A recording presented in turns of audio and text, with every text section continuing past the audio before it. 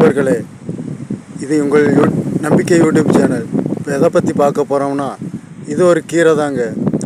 கீரை மலையில் ஃபாரஸ்ட்டுக்குள்ளே ஆங்காங்கே விளையக்கூடியதுங்க. இது மூலிகை கீரை தாங்க. எதுக்கு பயன்படுதுன்னா, இப்போ பெண்கள் பிரசவமாகி குழந்தை பெற்று பிரசவமாயிட்டு அந்த மறு நிமிடம் இந்த கீரையை வேக வச்சு கொடுத்தா உள்ளே இருக்கிற மாசி எல்லாமே கசடு எல்லாமே துப்புரவாக வெளியேறிங்களாமா. அப்புறம் பெண்கள் ரிலாக்ஸாக இருப்பாங்களாம்.